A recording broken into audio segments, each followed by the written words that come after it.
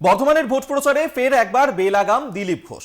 বর্ধমানে উৎপাতের লোক থাকলে ঠান্ডা করার ব্যবস্থা আছে, গাড়িতে ডান্ডা রাখা আছে, প্রয়োজন হলে বের করব বললেন দিলীপ ঘোষ। কি বলেছেন দিলীপ ঘোষ শুনুন।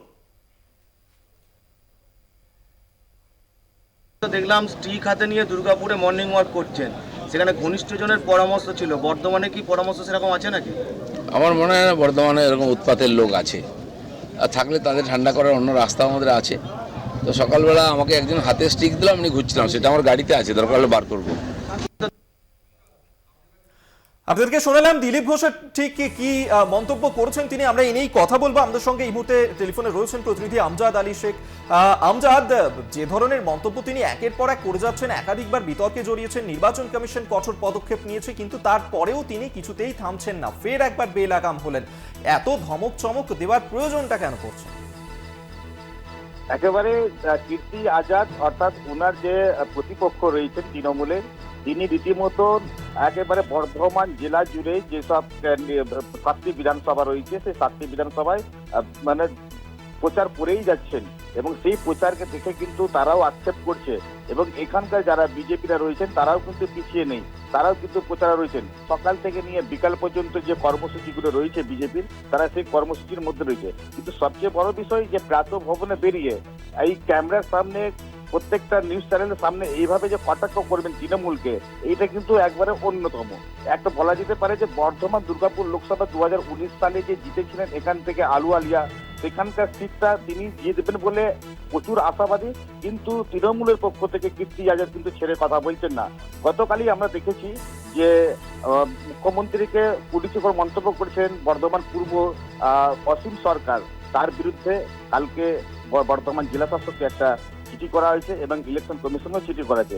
তারাও জানাচ্ছেন যে এরকম বেলাগাম যদি কথাবার্তা বলে তাহলে আগামী দিনে হয়তো সাধারণ মানুষের ভোট দিতে অসুবিধা হবে, বিজেপি পিছিয়ে পড়বে।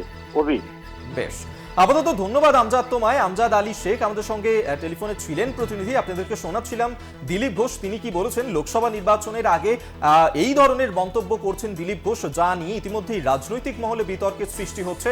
আপনাদেরকে আরো একবার শোনাবো দিলীপ ঘোষ ঠিক কি বলেছেন। দেখলাম স্টিক হাতে নিয়ে দুর্গাপুরে মর্নিং ওয়াক করছেন, সেখানে ঘনিষ্ঠজনের পরামর্শ ছিল। বর্ধমানে কি পরামর্শ সেরকম আছে নাকি? আমার মনে হয় না বর্ধমানে এরকম উৎপাতের লোক আছে, আর থাকলে তাদের ঠান্ডা করার অন্য রাস্তা আমাদের আছে। তো সকালবেলা আমাকে একজন হাতে স্টিক দিলাম, আমি ঘুরছিলাম, সেটা আমার গাড়িতে আছে, দরকার হলে বার করবো। আপনাদেরকে শোনালাম দিলীপ ঘোষ তিনি ঠিক কি বলেছেন। তিনি বলছেন যে বর্ধমানেও উৎপাতের লোক রয়েছে এবং উৎপাতের লোক থাকলে ঠান্ডা করার ব্যবস্থাও আছে, গাড়িতে ডান্ডা রাখা রয়েছে, প্রয়োজন পড়লে তা বার করা হবে, এমনটাই বলেছেন দিলীপ ঘোষ। এবং দিলীপ ঘোষের এই মন্তব্যকে নিয়েই বিতর্ক শুরু হয়েছে। আমরা এই নিয়েই কথা বলবো। এই মুহূর্তে আমাদের সঙ্গে টেলিফোনে রয়েছেন তৃণমূল মুখপাত্র শান্তনু সেন।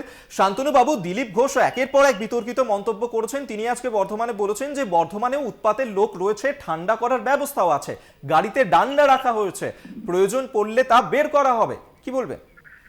দেখুন, মানুষকে এক একটা বৈশিষ্ট্যের কারণে মানুষ দিলীপ ঘোষকে এই ধরনের কুরুচিকর, অসাংবিধানিক, অগণতান্ত্রিক বক্তব্য রাখার জন্যই মানুষ তাকে কেনে, এবং এর জন্যই দিলীপ ঘোষের যে পরিচিতি, তিনি এই ধরনের কথা বলেই রাজনীতিতে প্রাসঙ্গিক হওয়ার চেষ্টা করেন।